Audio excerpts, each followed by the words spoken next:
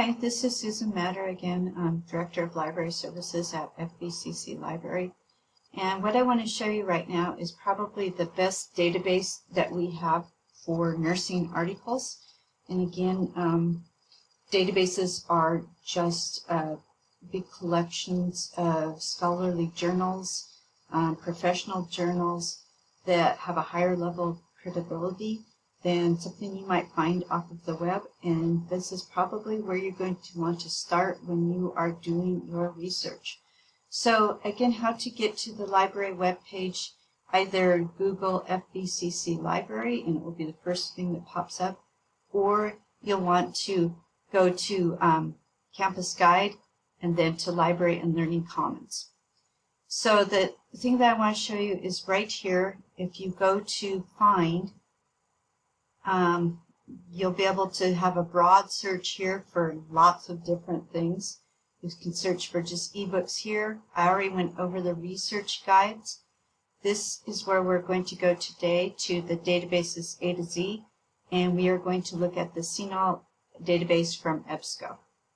It is pretty much just for nursing students. And so the way that you're going to get here is this. We have a lot of databases. Nobody wants to look through all those. So go up to subjects, and then you're going to select nursing. There are several databases that you can use, and you may want to look at some of the other ones later, but we'll just focus on this one for right now. So here's Cinahl, and right now I am on campus. So for me, I can get right onto this with no problem. If you are off campus, you are going to have to enter in, upon clicking on here, you're going to get just a screen that will be asking you for your username and password. And that is going to be your student portal ID.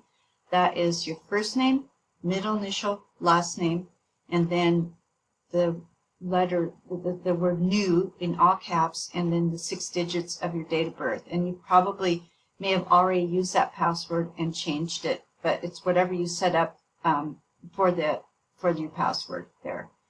If you have any problems with that, again, you can email us at library@fvcc.edu, call us at 756-3856, or you can email helpdesk@fvcc.edu, and they can check on your password or your username. And one note is that if you have entered it in incorrectly 3 times, the system will temporarily lock you out. That's like about 5 minutes. So, if you think that you might have done that, and don't panic yet, you'll still be able to get in, but just give it a few minutes before you try again. So, going into Cinahl. So just a couple of very quick things that I think are helpful for nursing students, and one of them is this, the evidence-based care sheets.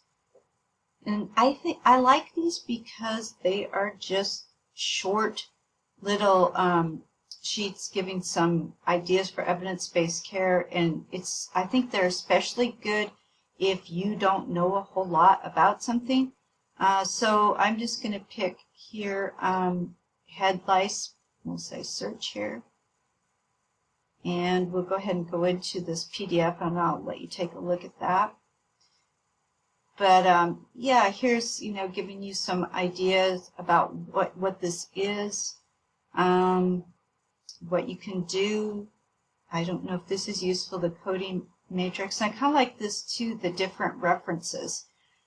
Those might be useful to you. You might be able to follow up on some of those. There might be some free links, or you might be able to pop one of those titles of the articles into our main page, the one I showed you before, where you search for everything like ebooks, articles in every database, all the things that the library owns. But anyway, that I wanted to show you. And then the other one that I think is useful is this. Let me go back to our, okay, so let's go back one more here. Oops, I went to the wrong thing. Okay, so the other thing that I wanted to show you here is the quick lessons. I also like that quite well. So if you go into here, it just works the same way, but there's some, it's easy to like get an idea of things by going through this. So let's just select this. Again, I'm not into nursing, but I really like the way that they have it organized with the description. You have some facts and figures, risk factors, signs and symptoms, assessment, treatment goals, different things you might want to think about. What do I need to tell the patient's family? Red flags. All of those to me seem to be useful for you. So definitely take advantage of that, especially if you don't know a whole lot about a topic. So let's go back again. I'm probably going to take all the wrong ways back here. I'm going to say new search here. Okay. So where you are here is the advanced search, and you should use that the best that you can, because there is nothing worse than starting a search and having a lot of results that you have to spend a good deal of time sorting through, reading articles or reading abstracts. Abstracts are the description of the article. It is not in your best interest to do that. I think that if you set up your search right the first time, then you will be able to get the different articles that are really useful to you. So that's why I like this. I like the advanced search, and I have them set this up this way. So if I'm going in and I'm going to say I want to look at head lice, and they give me some suggestions, I might take one of those suggestions. I might want to say prevention here. So you see, you start to build a query that has some specific things to look for. So give me all the articles about head lice, but they must also deal with prevention. And here I could say maybe adolescents, or maybe I could say schools. You know, there's a lot of different things I could pick here.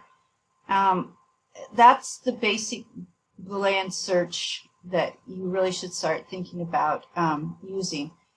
The other thing that I want to talk about really quickly is coming down here.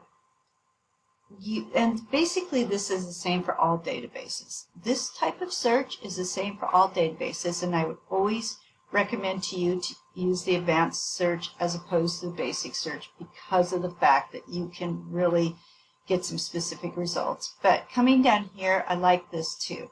So the way that the databases work is that there are quite a few full text articles, but not all the articles available are full text. That helps people that are doing research to be aware of other articles that they may be able to get in through interlibrary loan or some other way. But if you're just interested in getting the whole article with all of the text, then you probably are going to want to click on that. A metasynthesis is basically looking at the results of a lot of different case studies and writings from people in the health field, and somebody has taken those and they have combined them all together to make some recommendations or come up with some guidelines. And so that, if you remember me talking about before, that is a higher level of evidence, because you're not just looking at one small off-the-wall case study that maybe was not replicated in any other way. You're looking at a whole body of evidence, which is always better. So if you are interested in that, you probably should click it. Just keep in mind that the more things that you click here, you know, may prohibit you from finding results, because maybe, like my idea of looking for head lice, maybe there never was a metasynthesis on this. So, you know, I may be being too specific here, but still I want to just point it out because it is very helpful. And then I don't know if it's going to matter to you if the author is a nurse. It might matter that the subject of the article is a human. You can look at different types of journals that might help you here. If you know that you are really looking for one of these types, and I can't recommend any one or the other to you, but I do think that it's helpful to look through here and just see. You know, probably your instructors are going to ask you to look for peer-reviewed articles, so that's a good one to know. If you're just looking at some disease and you want to just look at the effects of females, this is a good thing to look at. The different age groups are also good. I think that it's very helpful going back over here to have different charts and diagrams. I think those visuals really help with understanding. So it may be that you want to have those articles that have the charts and diagrams or photographs or whatever appear, just because you don't know a lot about the topic and you know that that's going to help you to pick up some understanding on it. Any special interest care that you might have, and again, I can't recommend it to you, but that's also good to look at. I don't know, sometimes a geographic subset is important. These are kind of strange. I would say wait. I don't want to explain all this now because I think it's going to be too complicated, but you might want to just do best balance on this right now, or just see what you get. Here's evidence-based practice. That's very important to look at. Again, peer-reviewed. So those are all things that you can keep track of. And I'm just going to go ahead and click on this. Once you get in here, it's really important to look at your filters again. And so for me, one of the first things that I'm going to look at is the date. You know, I think probably you're looking at something within 5 years, so you are going to want to slide that over and get something more current. Again, you can look at academic journals, always a good idea. Some of the quick lessons, some magazines.